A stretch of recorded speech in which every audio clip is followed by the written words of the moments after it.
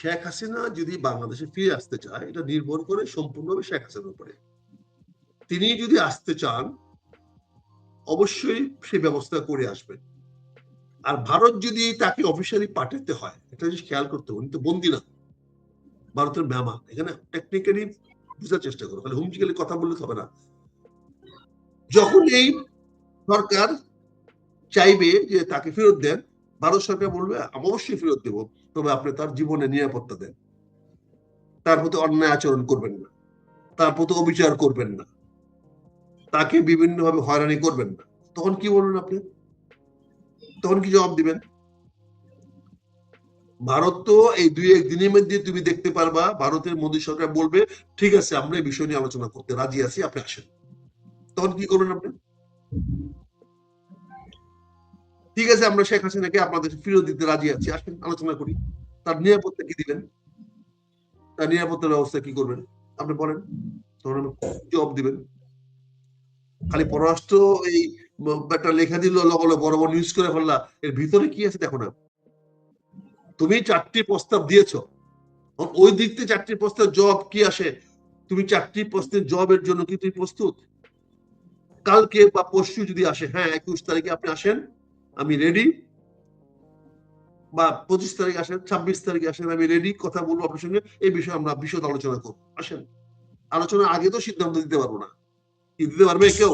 উনিয়া যে আলোচনা হবে, আলোচনার মাধ্যমে হবে। তা আলোচনা হলে কি শেখ হাসিনাকে ওই ফাঁসিতে লটকে নিয়ে চলে আসবে?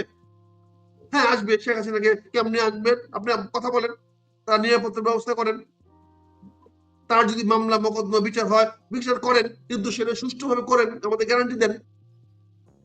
তারা তো সেভাবে বলবে, তখন কি করবে? তার মানে শেখ হাসিনাকে প্রপার ওয়েতে বাংলাদেশে আনার জন্য একটা সুযোগ করে দিল বাংলাদেশ সরকার এই প্রস্তাবটা দিয়ে, যে শেখ হাসিনাকে বাংলাদেশে ফেরত পাঠানোর ব্যাপারে আলোচনা করতে চাই। এটার মাধ্যমে শেখ হাসিনাকে বাংলাদেশে নিরাপদে ফিরিয়ে আনার একটা সুযোগ সৃষ্টি করে দিল। দিস ইজ চাণক্য রাজনীতি। ভারত সেটা অর্জন করে নিল, এবং ভারতকে গ্রহণ গ্যারান্টি দিয়ে বাংলাদেশ সরকার যে হ্যাঁ শেখ হাসিনাকে আমরা বাংলাদেশে প্রপার ট্রাই করব, তার মৃত্যুদণ্ড দিব না, তার নিরাপত্তা আমরা নষ্ট করবো না। তো জাতিসংঘ রাজি হবে, বল ঠিক আছে দিয়ে দেন, থেকে নিয়ে আসো। শেখ হাসিনা জেলে থাকবে না, থাকছে না। বেগম খালেদা থাকবে 2 বছর, না শেখ হাসিনা 3 বছর 5 বছর থাকবে, তার বাবা থাকছে না বছরের পর বছর জেলখানায়। এটা নিয়ে তো রাজনীতিবিদদের কোনো মাথা ব্যথা নাই। এখন অনেক নেতা জেলখানা পড়ে আছে না, পলিটিশিয়ানরা কোনোদিন জেলকে ভয় পায় না। কিন্তু এখন আমাদের দেশে যে সৃষ্টি হয়েছে, এটা তো বন্ধ করতে হবে। তুমি তো এটা অ্যালাউ করতে পারো। আইন বহির্ভূত গুম করার যেমন অপরাধ, আইন বহির্ভূত এরকম কি বলে ওই যে কি নাম দিয়েছেন ওটা, মব মব অপরাধ, আইন বহির্ভূত। মব তো আইনগত না, তো গুম করা যদি অপরাধ, মব অপরাধ। কারণ দুইটাই বন্ধ করতে হবে, এই মবকে বন্ধ করতে হবে। এই মব বন্ধ না হলে দেশে আইনের শাসন প্রতিষ্ঠিত হবে না। এই মব বন্ধ না হলে, এই যে পুলিশগুলো আক্রমণ করে গিয়ে দেখি কোথায় কোথায় পুলিশে ধাক্কা মারে, পুলিশের মধ্যে যা কিছু তা বলে। এই যে আমরা এবার দেখলাম মাননীয় প্রধানমন্ত্রী গেলেন কিশোরগঞ্জে, তো নিরাপত্তাটা তো আমাদের কাছে খুব সন্দেহজনক মনে হয়েছে, ভালো মনে হয়নি। এই নিরাপত্তা ব্যবস্থাটা বলটা ভেঙে যেতে পারে যে কোনো সময়। এখানে যারা নিরাপত্তার দায়িত্বে নিয়োজিত, আমি পুলিশদেরকে বা বিভিন্ন বাহিনীদের তৎপরতা আমাদের সন্দেহজনক মনে হয় নাই। উনি ভালোই ভালো কিশোরগঞ্জ করে চলে আসছেন, বিভিন্ন জায়গায় করে আসতেছেন, করে আসবেন। দুর্ঘটনা তো প্রতিদিন হয় না, সমস্যা তো প্রতিদিন হয় না, কিন্তু একদিন হয়ে যাওয়ার মতো সুযোগ কিন্তু যারা অবজার্ভ করতেছে তারা দেখতেছে এখানে প্রচুর লুফুল রয়ে গেছে, এখানে প্রচুর পেনিট্রেট করার সুযোগ রয়ে গেছে। এখানে একটা জিনিস বলে মনে করাই দিতে চাই, রাজীব গান্ধীর ঘটনার পরে কিন্তু আর কোন রাষ্ট্রপ্রধানরা, প্রধানমন্ত্রীরা কারোর সাথে ইন পাবলিক হ্যান্ডশেক করে না। এটা একদম সিকিউরিটি থেকে টোটালি বন্ধ করে দেওয়া হয়েছে। কারণ যে লোকটা তোমার সঙ্গে হ্যান্ডশেক করতে আসবে তার হাতে তো পয়জন থাকতে পারে, একটা পয়জনিস পিন থাকতে পারে, সেই পিনটা তোমার হাতে ঢুকাইয়া দিয়ে পয়জনটা পাস করে দিতে পারে। This is dangerous. এই সস্তা জনপ্রিয়তা করতে গেলে কিন্তু বিপদ ডেকে আনতে হবে, সিকিউরিটি অ্যালাউ করে না। কিন্তু এগুলো আমরা দেখেছি, আমরা চিটাগাঙ্গে সফরে দেখেছি, এখানেও দেখছি। এটা মাননীয় প্রধানমন্ত্রীকে সাবধান হতে হবে। এটা ডেঞ্জারাস, এটা বিপজ্জনক, এটা সিকিউরিটিতে এলাও হতে পারে না। আর আমি দেখেছি কিশোরগঞ্জে সেখানে ওনার প্রধান নিরাপত্তা উপদেষ্টা মঞ্চে দাঁড়ানো, নিরাপত্তা উপদেষ্টার পাশে মঞ্চে থাকে না, নিরাপত্তা উপদেষ্টা একটু দূরে ডিস্টেন্স থেকে অবজার্ভ করে। নিরাপত্তা উপদেষ্টার কাজ পাশে বসে গল্প করা না, গল্প আগের থেকে করে উনি দেখা যে নিরাপত্তার ব্যবস্থাটা নিশ্চিত হয়েছে কিনা, ভালো হয়েছে কিনা। কিন্তু আমার কাছে ভালো মনে হলো না। সেখানে দেখলাম যে রাজনীতি নেতার মতো নিরাপত্তা উপদেষ্টা মঞ্চে দাঁড়ায় আছেন, অন্যরা বসে আছে, উনি দাঁড়ায়। কাজে এই বিষয়গুলো দেয়। পরিশেষে তোমাকে বলবো, বাংলাদেশের প্রধানমন্ত্রী শেখ হাসিনা বাংলাদেশে ফিরে আসার একটা সুযোগ সৃষ্টি হয়েছে। এটা ভালোভাবে বলো, খারাপ ভাবে যেভাবে বলো, যেহেতু আলোচনার মধ্যে আসতেছে, ভারত সরকার তাকে হয়তো ডিসেম্বরের মধ্যে ফেরত পাঠানোর মতো একটা চিন্তা ভাবনা করতেছে। এই জন্যই বাংলাদেশ সরকার প্রস্তাব দিয়েছে, এবং এই জন্য আমি এই সফর সম্বন্ধে আশাবাদী। হয়তো আগামীকাল বা আজকেই চলে আসছে কিনা জানো না, যে ভারত যদি বলবো ঠিক আছে আমি আপনার সঙ্গে এই ব্যাপারে আলোচনা করতে রাজি আছি, আপনি আসেন। একমাত্র পাকিস্তান, পাকিস্তান একটা ফেল স্টেট, একটা বাজে রাষ্ট্র। এই রাষ্ট্রের সঙ্গে কথা বলেন কেন? এই রাষ্ট্রের সঙ্গে কথা বলাই তো অপরাধ, এই রাষ্ট্রের সঙ্গে আলোচনা করাই তো অপরাধ। পাকিস্তানিরা বাংলাদেশের কোনো মানুষের কোনো ভালো চায় না, কোনোদিন চায় না, অতীত চায় না, এখনো চায় না, ভবিষ্যতে চাবে না। তারা তাদের কোটারিতে স্বার্থ চায়। কাজে সেই পাকিস্তানের কথা চললে তো হবে না। আজকে পাকিস্তানিকে দিয়ে ইরানের বিরুদ্ধে লাগিয়ে দিয়েছে, আমেরিকানরা আজকে ইরানের বিরুদ্ধে পাকিস্তানকে ব্যবহার করতেছে। তুমি দেখো কি অবস্থা।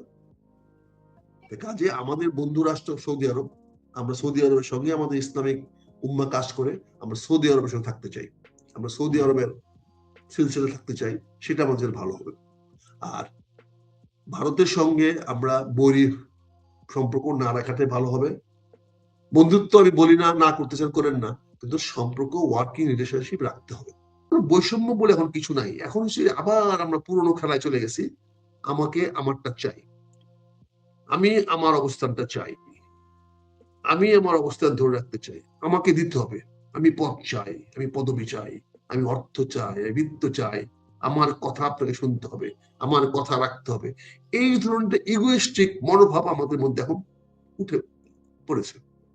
এখন তুমি দেখবা যে কোনো ছাত্র বা যুবকরা কারো কথা শুনতে বাধ্য না, শুনে না, শুনতে চায় না, তারা চাপিয়ে দিতে চায়, তারা সবকিছু আমাদের উপরে চাপিয়ে দিতে চায়, পরদম চাপিয়ে দিতে চায়। তারা মনে করে তারা সর্বজ্ঞানে গুণী, তারা সবকিছু বুঝে, তারা সব ভালো জানে। এই একটা ট্রানজিশন পিরিয়ড আমরা যাচ্ছি। এই পিরিয়ডটা লঙ্গার করবে কিনা, কমে যাবে কিনা, সেটা নির্ভর করে বর্তমান সরকারের সফলতার উপরে। এই সরকার যদি সফল না হয়, আল্লাহ না করুক সফল না হয়, তাহলে বাংলাদেশে আগামীতে রাজনীতি করা কঠিন হয়ে যাবে। কেউ রাজনীতি করতে পারবে না, কোন শাসন ব্যবস্থা বাংলাদেশে টিকবে না। এই শাসন ব্যবস্থা যদি বাংলাদেশে না টিকে, তাহলে যে বিশৃঙ্খলা সৃষ্টি হবে, যে অরাজকতা সৃষ্টি হবে, যার ফলে বাংলাদেশে সম্পদের প্রচন্ড অভাব দেখা দিবে। সেখানে বিদ্যুৎ থাকবে না, পানি থাকবে না, তেল থাকবে না, খাদ্য থাকবে না, রাস্তাঘাটে শৃঙ্খলা থাকবে না, মানুষের জীবনে নিরাপত্তা থাকবে না। এরকম একটা অবস্থার দিকে আমরা আস্তে আস্তে যাচ্ছি। কারণ এখন শাসন বলে কোনো জিনিস নাই, আমরা শাসন করতে কাউকে পারছি না। আমরা কেন জানি না শুধু সময়টা পার করার চেষ্টা করছি, কেন জানি না আমরা যে কোনো ভাবে হোক যে আমরা আমাদের কাজটা করে হচ্ছে। একটা বিষয় আমি তোমাকে তোমার মাধ্যমে আজকে প্রতিবাদ না করে পারছি না। বর্তমানে দুজন সচিবকে, মানে সংস্থাপন সচিব বা কি জনপ্রশাসন সচিব বলে, জনপ্রশাসন এবং ক্যাবিনেট সচিব, ওনারা ইতিমধ্যে চুক্তি ছিলেন। ওনাদের চুক্তি আবার 1 বছর বাড়ানো হয়েছে। ওনারা যদি বাংলাদেশে এত আউটস্ট্যান্ডিং হয়ে থাকে, এতই যদি ওনারা তড়িৎকর্মা হয়ে থাকেন, ওনারা ছাড়া বাংলাদেশ চলবে না, তাহলে 1 বছর পরে বাংলাদেশ কেমন চলবে? 1 বছর পরে কি হবে? তাহলে তাদেরকে আজীবন করে দেন, তাদের পদটাকে, তারা আজীবন থাকো। আর না হলে আপনি যে পদটা আটকে দিলেন, যার জেনুইনলি ক্যাবিনেট সেক্রেটারি হওয়ার কথা ছিল, যার চাকরির যোগ্যতার বলে জনপ্রশাসন সচিব হওয়ার কথা ছিল, তাকে তো আপনি বঞ্চিত করলেন। তাহলে বৈষম্য আন্দোলনটা কেন করলাম আমরা? তাহলে এই বৈষম্য কেন করা হলো? ক্যাবিনেট সচিবের চাকরি যদি আপনি চুক্তিভিত্তিক দেন, তাহলে যে সচিবটা এতদিন চাকরি করে প্রমোশন পেয়ে সে ক্যাবিনেট সচিব হওয়ার জন্য আপ্রাণ চেষ্টা করে আসছে, তাকে কেন আপনি ডিপ্লয় করবেন? কি অধিকার আপনি আছে? আপনি কোন নৈতিকতা বলে আপনি কাজটা করলেন? এবং রাজনীতিবিদরা আমরা এরকম হয়ে গেছি যে আমরা এখন কথা বলতে পারি। রাজনীতি নিয়ে রাজনীতি মানে হলো ব্রিজ, কালভার্ট, রাজনীতি মানে হলো আমার এখানে ওই এটা করে দিবেন, আমাকে এই পদ দিবেন। রাজনীতিটা হচ্ছে আমাদের কাছে মানে একটা একটা একটা জাস্ট 1 মিনিট।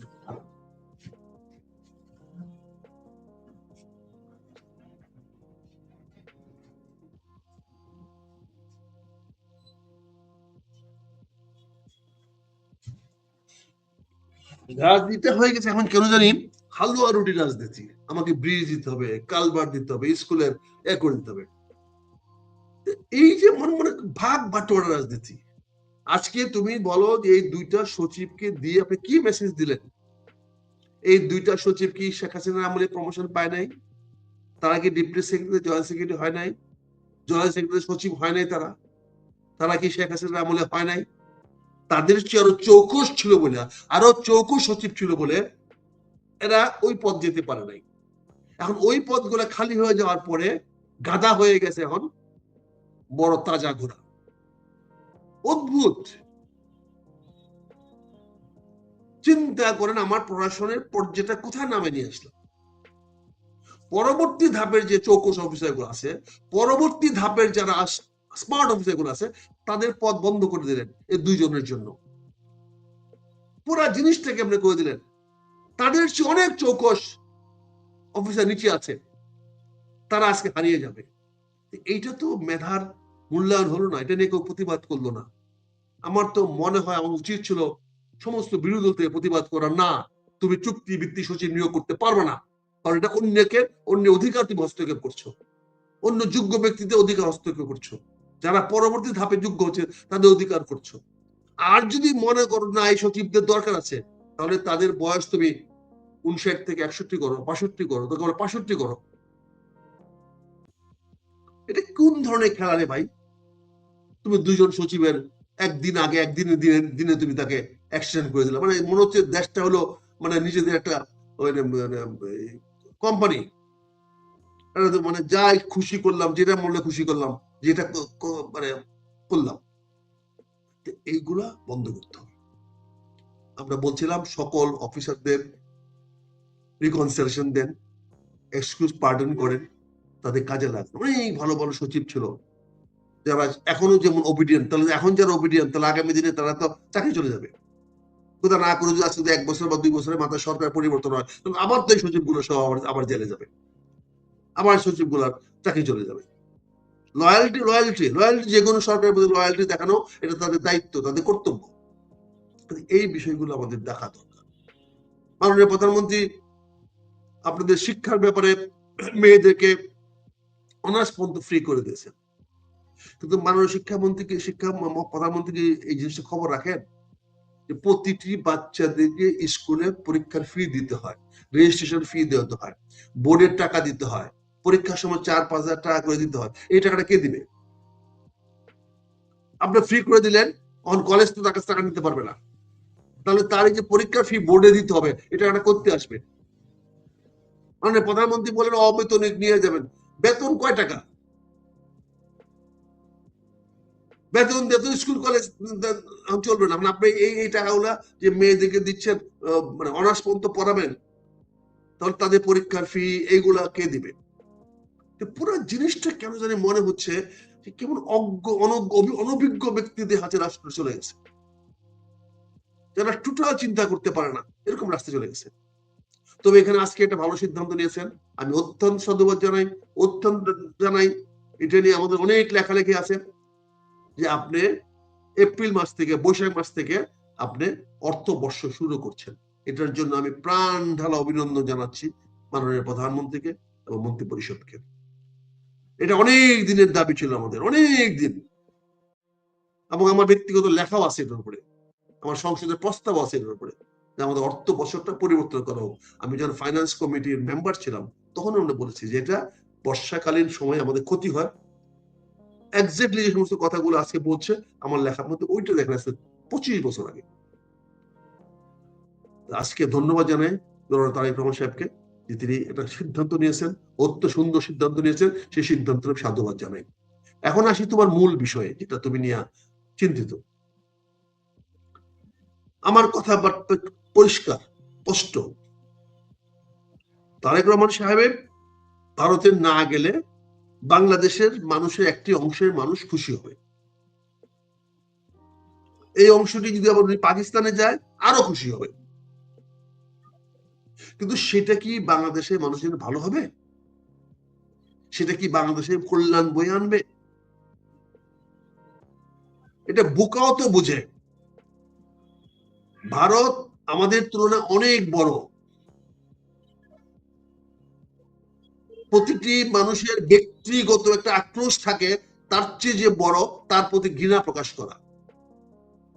প্রতিটি মানুষ মনে করে আমার চেয়ে যে বড় সে আমার প্রতি আচরণ করছে না, আমার প্রতি সঠিক আচরণ করছে না। এটা আমাদের প্রতিটি মানুষের একটা তোমার তোমার বসকে তুমি পছন্দ করো, লাইক করো না, ভালোবাসা হয় না। তোমার পাশের বাড়ি বড় লোকের সঙ্গে তোমার সম্পর্ক হয় না, মনে হয় কেন যেন এটা আমার সম্পর্ক হয় না।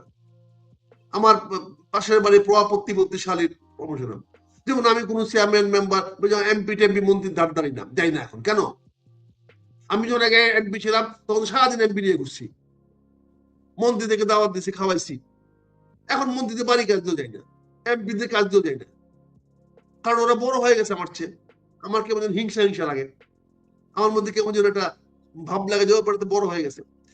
এক্স্যাক্টলি এই বাংলাদেশের মানুষের মধ্যে এই মানুষটা কাজ করতেছে। ইন্ডিয়া, ওরে বাবারে, ইন্ডিয়া বলে এটা করছে না, ইন্ডিয়া বলে এটা করছে না, ইন্ডিয়া বলে এটা করছে না। আরে বাবা, ইন্ডিয়া বললো এটা করছে না, ওইটা করছে না, এই করছে না, সেই করছে না। আজ পর্যন্ত তুমি ইন্ডিয়ার সঙ্গে 1-to-1 বসছো? আমি তো ভারতের 3টা প্রধানমন্ত্রীর সঙ্গে আমি ডিবেট করেছি, মিটিং করেছি 1-to-1। ওই আমাকে তো কনভিন্স করতে পারে নাই। আমি ভারতের প্রধানমন্ত্রী নরসিংহ রাওয়ের সঙ্গে কথা বলেছি, আমি ভারতের প্রধানমন্ত্রী অটল বিহারী বাজপেয়ীর সঙ্গে মিটিং করেছি, আমি ভারতের প্রধানমন্ত্রী আইকে গুজরাল সাহেবের সঙ্গে কথা বলেছি। কই? তারা তো আমাকে কনভিন্স করতে পারে নাই। তারা তো আমার বাংলাদেশের বিষয়টা আমাকে চাপায় দিতে পারে নাই। আর আমাদের কতগুলো লোক আছে কথা বলতে পারি না, জানতে পারি না, সবকিছু ভদ্রতা সবকিছু মাইনে নিয়ে চলে আসি। বাংলাদেশের স্বার্থ আমরা কামাই করতে পারি না, এটা আমাদের ব্যর্থতা। আমি যদি ভারতের প্রতি বলি হই তো ভারত কি আমার প্রতি বন্ধুত্বপূর্ণ থাকবে? আমি যদি সারাদিন ভারতে গালাগালি করি, আমার 12 কোটি, আমার 20 কোটি মানুষ দিয়ে ভারতে গালাগালি করবো, তো ভারতের 140 কোটি মানুষকে আমাকে চুমা দিবে? আমি যদি ভারত বিদ্বেষী হই তাহলে ভারত কি বাংলাদেশ বিদ্বেষী হবে না? আমি ভারত বিদ্বেষী হলে ভারতে কি ফালানো যাবে বলেন? ভারত যদি আমাদের বিদ্বেষী হয় আমরা তো চলতে পারবো না, সারাদিন যুদ্ধ লাগাই দেবে, সারাদিন বর্ডারে গন্ডল লাগাই দেবে। এই যে চিটাং হিল টেস্ট নিয়ে যাচ্ছে, চিটাং হিল টেস্ট কি হচ্ছে খবর রাখেন আপনারা কেউ? এখন জানেন পার্বত্য চট্টগ্রামে কি হচ্ছে? খবর রাখেন আপনারা কেউ? পার্বত্য চট্টগ্রাম তার মধ্যে দিয়ে ওই রোহিঙ্গাদের নিয়ে কি হচ্ছে? এই যে কালকে একটা স্টেটমেন্ট দিয়েছে আমাদের পররাষ্ট্র মন্ত্রণালয়, কি বলছেন?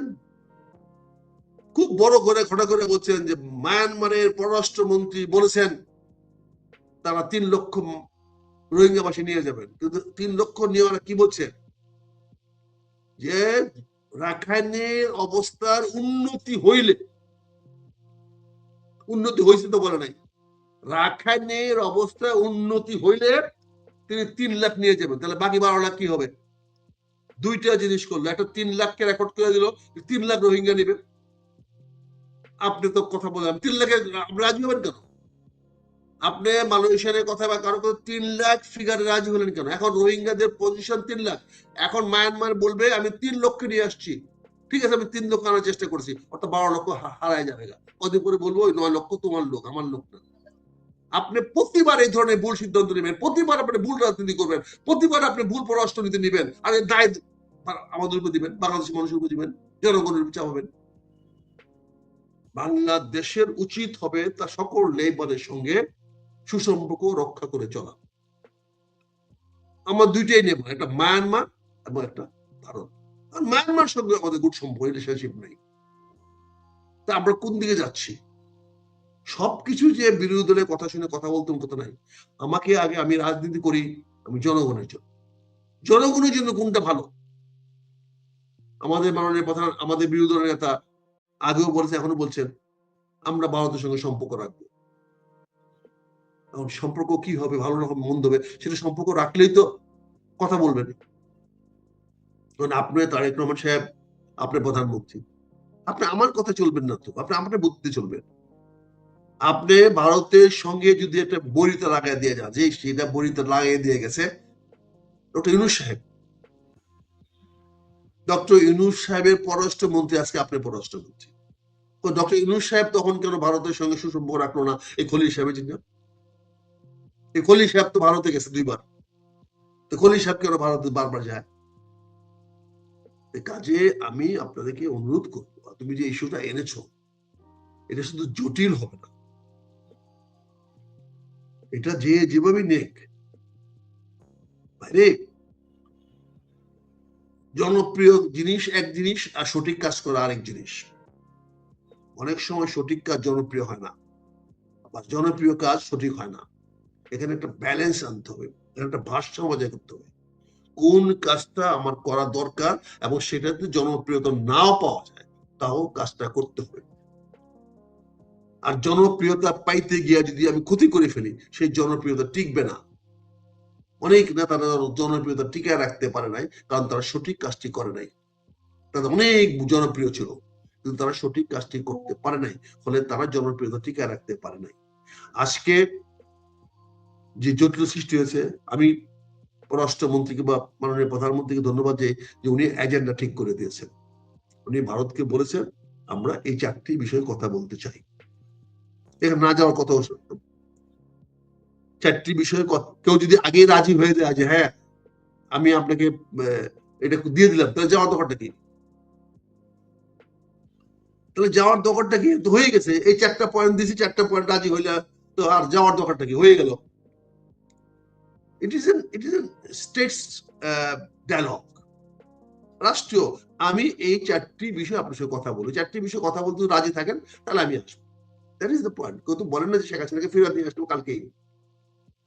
আমাদের সরকার বলেছে 4টি বিষয়ে আমরা আলোচনা করতে চাই, 4টা এজেন্ডা দিয়েছে। সেই 4টা এজেন্ডাতে যদি ভারত সরকার, মোদী সরকার বা মোদী সাহেব রাজি থাকেন, হ্যাঁ আসেন আমরা এই 4টি বিষয় নিয়ে আলোচনা করব, আমিও প্রস্তুত আছি। ভেরি গুড, আমাদের মাননীয় প্রধানমন্ত্রী যাবেন, 4টি আলোচনা করবেন। এটা নিয়ে জনমতের, জনগণ কি চায় কি বলে, সব ব্যাপারে জনমত নিতে হবে, কোনো মানে নাই। আপনি বাজেট করার সময় জনমত নিছিলেন? আপনি এখন যে তেল গ্যাস দিতে পারতেছেন না, জনমত নিচ্ছেন? জনগণ তো চাচ্ছে এখন ক্ষমতা ছেড়ে দেন। জনগণ তো চাচ্ছে আজকে এক্ষুনি আপনি ক্ষমতা ছাড়েন, আপনি গ্যাস দিতে পারছেন না। ইতিমধ্যে তো স্লোগান উঠেছে, তেল দিয়ে গ্যাস দিয়ে নাইলে গদি ছাইনা দেন। ঢাকার রাজপথে, চট্টগ্রাম রাজপথে তো ইতিমধ্যে কথা উঠেছে, পরিষ্কার বলছে তেল দিয়ে গ্যাস দিয়ে নাইলে গদি ছাইনা দে। তাহলে আপনি গদি ছেড়ে দেন, জনগণ তো চাচ্ছে তেল দিয়ে গ্যাস দিয়ে। জনগণের কিছু একটা অংশ চাইবে, আপনি ভারতে যেতে পারবেন না।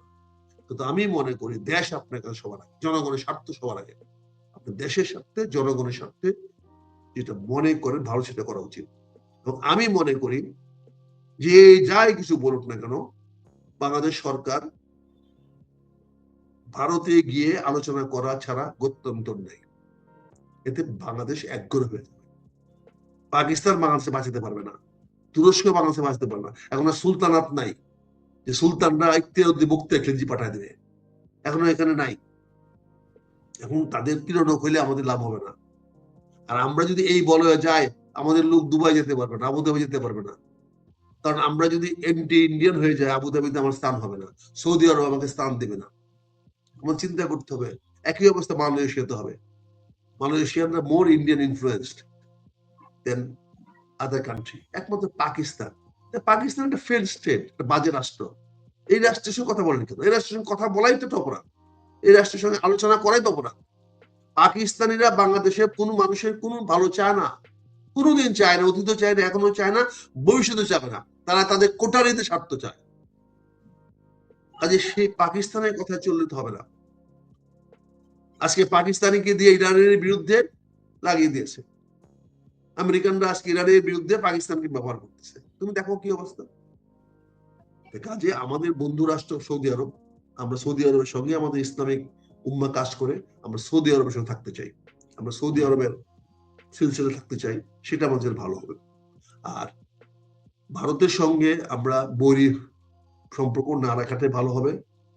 বন্ধুত্ব আমি বলি না, না করতে চান করেন না, কিন্তু সম্পর্ক ওয়ার্কিং রিলেশনশিপ রাখতে হবে। এটা নিয়ে কাউকে বোঝানোর দরকার নাই। এটার জন্য যদি আপনি মনে করেন এটা গেলে ক্ষমতা চলে যাবে আপনার, তাহলে আমি মনে হয় না আপনি সঠিক সিদ্ধান্ত নিচ্ছেন না, সঠিক তথ্য আপনার কাছে আছে। হ্যাঁ, ভারতে গেলে একটি অংশ, একটি কিছু মানুষ একটা কথাবার্তা বলবে, কিন্তু কথা তো বলতে আছে, আমরা তো বলতেছি বিভিন্ন জায়গায় বিভিন্ন বিষয়ে। আমরা কি সরকারকে ছাড় দিচ্ছি? সরকারের বিভিন্ন সমালোচনা করতেছি, কিন্তু সরকার যেন, আমি বিনীতভাবে বলবো, সরকার যেন এই ইয়ার মতো, ইউক্রেনের ওই জেলনেস্কির মতো যেন ফাঁদে পা না দেয়। রাশিয়া কিন্তু জেলনেস্কিকে ন্যাটো ফাঁদে পা দিয়ে, ন্যাটো বলেছিল তাদেরকে সাহায্য করবে, ন্যাটোভুক্ত করবে, ওরা জেলনেস্কিকে যুদ্ধে নামিয়ে দিয়েছে। দিন দিন জেলনেস্কি ধ্বংস হয়ে যাচ্ছে, এই যুদ্ধ লিঙ্গারি হচ্ছে, আর সবাই বলছে রাশিয়ার ক্ষতি হচ্ছে। রাশিয়ার গেইন কত হয়েছে হিসাব করেন নাই। সে গেইন থেকে ক্ষতি গিয়েও রাশিয়া যতটুকু অঞ্চল নিয়ে নিয়েছে, যে অঞ্চলগুলো নিয়ে নিয়েছে, ভেরি ভেরি রিসোর্সফুল এলাকা নিয়ে গেছে। বাংলাদেশের মতো খালি জায়গা না, সব খনিজ সম্পদ ভর্তি জায়গা, সেই জায়গাগুলো নিয়ে নিছে। ঠিক আছে, সেখানে এই যুদ্ধ তারা আরো 100 বছর চালায় গেল, কিছু আসে জায়গা তারা চালাবে, ক্ষতি হবে না। কিন্তু একইভাবে আজকে বাংলাদেশ যদি ভারতের সঙ্গে আমরা একটা মানে কি বলে অসম যুদ্ধে নেমে যাই, আমরা বাংলাদেশটাকে 3 ভাগে বিভক্ত করার ঝুঁকি নিতে হবে। ইতিমধ্যেই গাইবান্ধাতে রাম মন্দির সৃষ্টি করার একটা পায়তারা হচ্ছে, সেখান দিয়ে করে তারা একটা গন্ডগোল পাকাতে চায়। এই যে আমি নাটোর এলাকায় আসছি, আমি দেখতেছি কি অবস্থা। একইভাবে তারা পাবনা চট্টগ্রাম শুরু করেছে, সেখানেও তারা বিভিন্ন ধরনের সমস্যা সৃষ্টি করতেছে। এখানে জুমল্যান্ডের কথা বলা হচ্ছে, ওখানে আবার রাখাইনদের নিয়ে কথা বলা হচ্ছে, ওখানে আবার মানবতা করিডোর দেওয়ার আবার মাথা চাড়া দিয়ে উঠছে। আবার আমি পিটার হাসকে এখনো আবার দেখতেছি বাংলাদেশে ঘোরাঘুরি করতেছে। এখনো ওই যে এলএনজি নিয়ে পিটার হাস এলএনজির দায়িত্ব নিয়ে আসছে, টার্মিনাল কিনতে নিয়ে আসছে, বাংলাদেশে এলএনজির জাহাজ বিক্রি করার পায়তারা করছে, যেখানে আমার কাছে গ্যাস দিয়ে আমি বিকল্প করতে পারি, যেখানে আমাদের আমরা গ্যাস ইম্পোর্ট করার কোনো দরকার নেই। যে টাকা দিয়ে আমরা গ্যাসের জাহাজ কিনবো, সেই টাকা দিয়ে আমরা নতুন গ্যাস ফিল্ড আবিষ্কার করতে পারি। নতুন ড্রিলিং করলে গ্যাস বেরিয়ে আসবে। বাংলাদেশের মধ্যে অনেক জায়গা আছে যেখানে এখনো টিউবওয়েল দিলে গ্যাস বেরিয়ে আসে, ড্রিলিং করলে গ্যাস বেরিয়ে আসবে। আর যেহেতু আমরা হিমালয়ের পাদদেশে আছি, আমাদের এখানে গ্যাস আছে, ছিদ্রি হলেই গ্যাস আসতে থাকবে। ইন্ডিয়ার থেকে আসবে গ্যাস, মেঘালয় থেকে আসবে গ্যাস, ত্রিপুরা গ্যাস নামবে আমাদের সেই। আমরা শুধু এখানে বোরিং করলে হবে, সে বোরিং করতে দিচ্ছে না, সেইটা নিয়ে নেগোসিয়েট করেন, সেইটা নিয়ে আমেরিকার সঙ্গে কথা বলেন, আমেরিকা তেল কোম্পানিকে সুযোগ দেন। আপনার একটা বোরিং করে তেল আবিষ্কার করতে, আমার যে পেট্রো বাংলার যে বোরিং কোম্পানি আছে, দে ক্যান ডু ইট, তাদের সকল ইকুইপমেন্ট আছে, আপনি সেটা দিচ্ছেন না কেন? এই 6 মাসে তো আপনি বোরিং করে আপনি গ্যাস নিয়ে আসতে পারতেন, আরো কয়েক ট্রিলিয়ন গ্যাস আপনি নিয়ে আসতে পারতেন। তারপরে এখনো আপনার 7 to 8 ট্রিলিয়ন সিএফটি গ্যাস আছে, সেই গ্যাস দিয়ে আপনি এখনো 8 থেকে 10 বছর চলতে পারবেন। আপনি দরকার পড়লে সেখান থেকে গ্যাস দিয়ে আপনি চালান, আপনি গ্যাসের ব্যবহার একটু বাড়ায় দেন, আপনি গ্যাসের ডিসিপ্লিন আনেন, গ্যাস যেভাবে মিসইউজ হচ্ছে মিসইউজ গুলো বন্ধ করেন। মানুষ ব্যবহার করছে ভালো কথা, ঠিক আছে, সেটা ব্যবহারটা হিসাবে আনেন, জনগণ তো ব্যবহার করছে, কিন্তু যেটা হাওয়া উড়ে যাচ্ছে সেটা বন্ধ করেন, যেটা চুলা চালায় রাখে সারাদিন রাত, এটা বন্ধ করেন। জনগণ বিল দেখবে না দেখ, ব্যবহার জনগণের জন্য তো গ্যাস ব্যবহার তো জনগণ করছে। বিদ্যুৎ দেওয়া যদি মানুষ অটো রিক্সা চার্জ করে করুক না, কিন্তু তাকে একটা মিটারে অধীনে নিয়ে আসেন, তখন তাকে মিটারে কম দামে দেন, তখন মিসইউজটা যেন না হয়। ওরা তো টাকা দিচ্ছে কাউকে না কাউকে, একদম বিনা টাকায় তো এই বিদ্যুৎটা তারা ব্যাটে চার্জ করছে না, সেটা বন্ধ করেন। সেটা বন্ধ করলে তো আপনার একটা ইনকাম বাড়ে। কিন্তু আপনি গালাগালি করতেছেন যে অটোরা রাত্রেবেলা বিদ্যুৎ নিয়ে চুরি করে নিয়ে যাচ্ছে, তা চুরি করবেন, তাদের বিদ্যুৎ, তারা মালিক, তুমি দিতে পারো না, তারা সেটা নিয়ে নিচ্ছে তাদের টেকনোলজিতে। আপনি জিনিসটা ওইভাবে দেখেন না কেন? তাদের ভোটে প্রধানমন্ত্রী হয়েছে, তাদের ভোটে মন্ত্রী হয়েছে, এবং তারা গ্যাস নিলে এটা অপরাধ। তুমি গ্যাস দিতে পারো না তাদেরকে, তারা অটো রিক্সা চালাবে না। একটা অটো রিক্সার মাধ্যমে বাংলাদেশে প্রায় 1 কোটি লোকের জব ক্রিয়েট হয়েছে। 40 লক্ষ গাড়ি চলে, প্রতিটা গাড়ির পিছনে গড়ে 2 জন ড্রাইভার। সকাল বিকাল তুমি যদি দেখো, তোমার এলাকায় দেখো, সব জায়গায় চলছে। তাহলে 80 লক্ষ মানুষ তো ডাইরেক্টলি আপলোড হয়েছে এই অটো রিক্সার পিছনে। 80 লক্ষ লোক তো যদি অটো না চালাইতো, তাহলে তো তারা রাজপথে এসে নামতো, তারা ঢাকা শহরে এসে ভিড় করতো, তারা তোমাকে ঢাকা ঘেরাও করে ফেলতো। 80 লক্ষ লোক প্রতিদিন অটো চালিয়ে তারা তাদের রুটি রোজগার কামাই করতেছে।